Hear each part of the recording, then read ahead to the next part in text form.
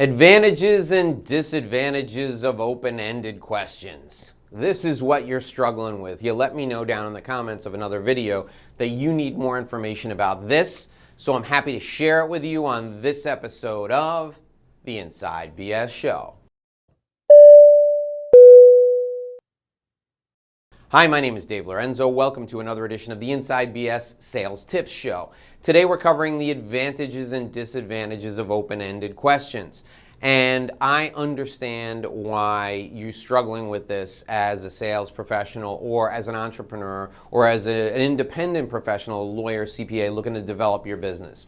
Advantages and disadvantages of open-ended questions can be confusing, and in today's video, I'm sharing 6 advantages and disadvantages with you.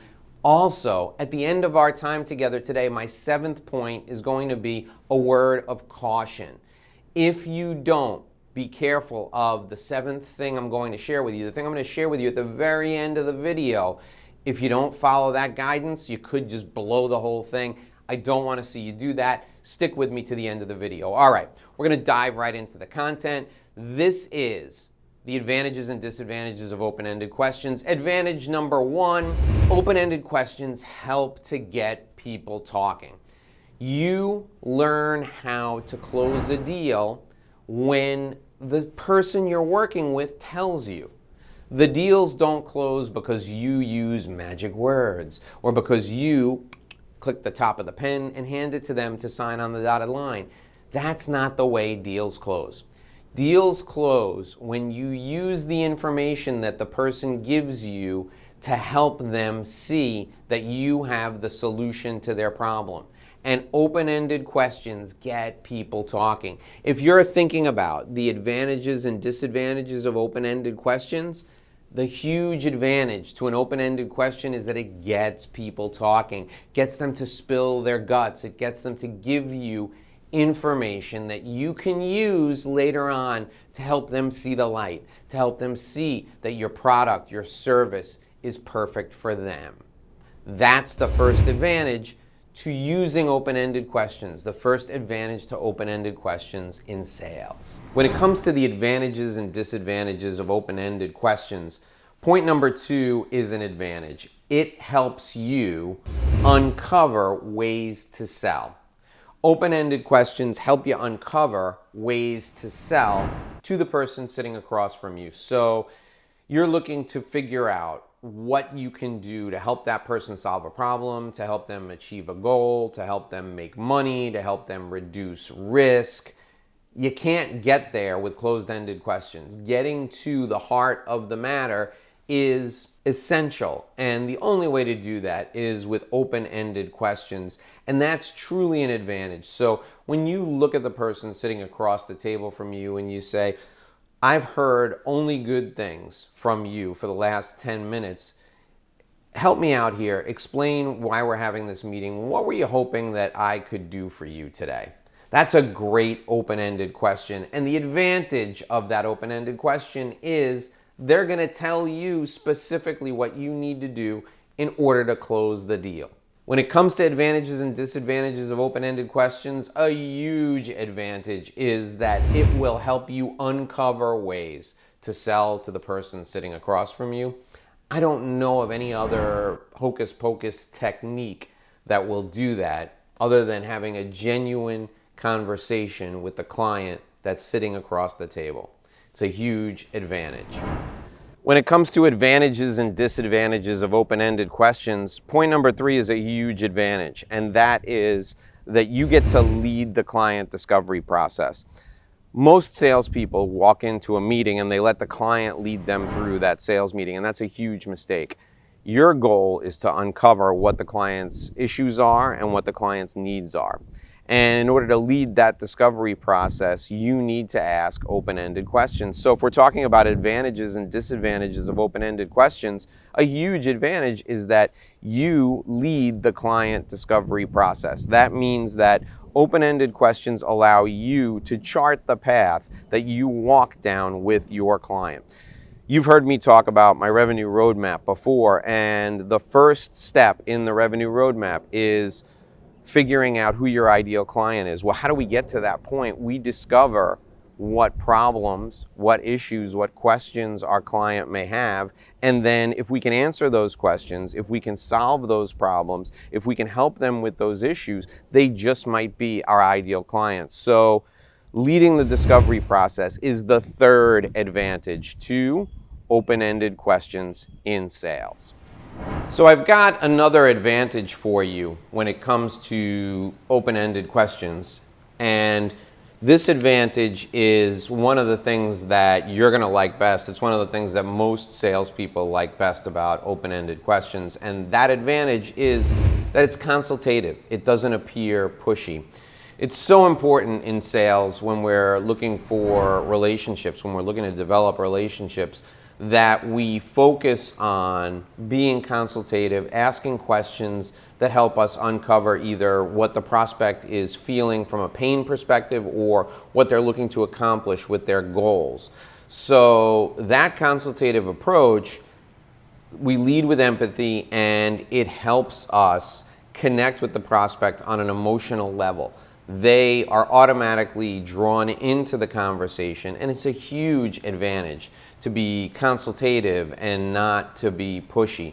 So if you're in professional services, let's say you're a lawyer or a CPA or a financial advisor, or even a real estate agent, an architect, or you're a consultant like me, you're a professional speaker and you want to become a consultant, or you're in product sales, big ticket product sales, it's so much better to be consultative and to help your clients achieve their goals, to help them remove the pain from their current situation.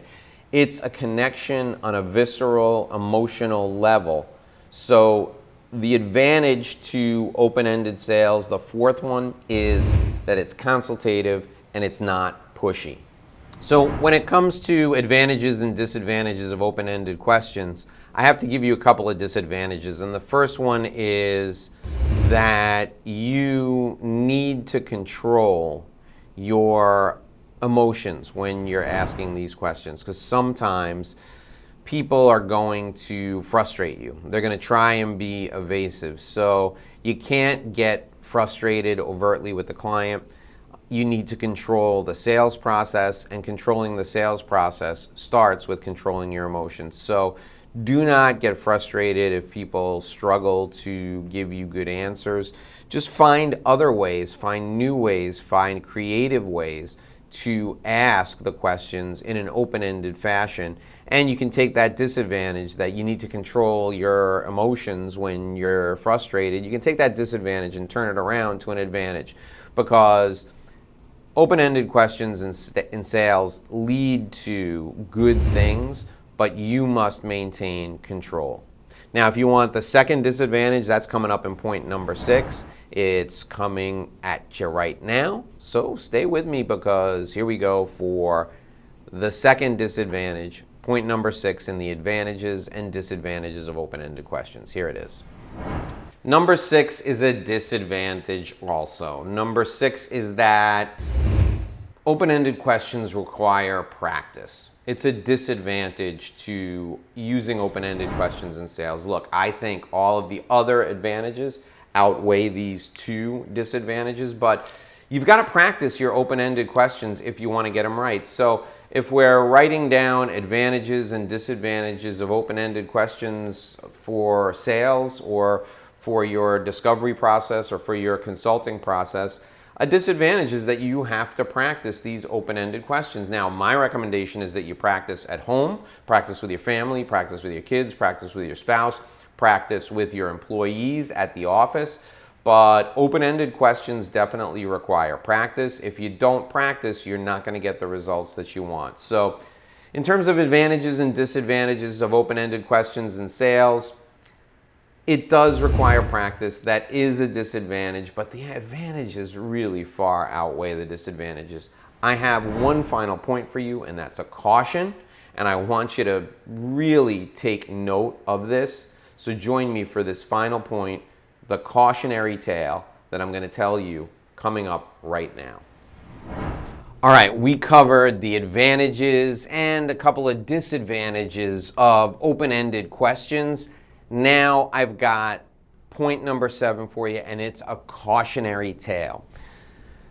I first started asking open-ended questions in sales years ago, probably 30 years ago. And when I first started doing it, it was very stiff and rehearsed. And I asked the questions like this.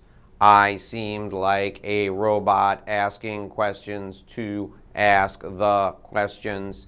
It was not natural. You got to be careful. You got to be so careful.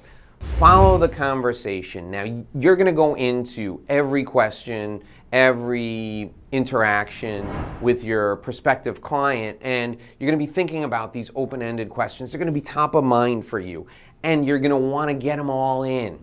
You don't need to get every single open-ended question into the conversation. Follow the conversation. That's my caution to you. And it's so important. I'm so glad you watched this video all the way to the end, because you can't be robotic. You can't just ask questions for the sake of asking questions. You got to follow the conversation.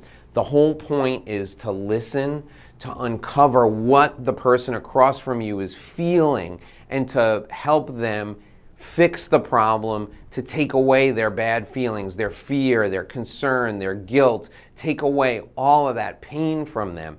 That's the point of the open-ended questions. Don't ask questions just to ask questions. Ask questions to understand and then get what's behind the words. Understand the emotion, and then you can work with that person to help them solve their problems. This has been the advantages and disadvantages of open-ended questions. I'm so glad you joined me. Remember, this one video is part of a series of videos. You can click the link up there and find the rest of the videos in the series, or the link is available at the end of the video. It's also available down in the description. Watch the rest of these videos. Join me in our next video. Click on the series right now. I'll see you in our next video, and when we do, we will together make a great living and live a great life.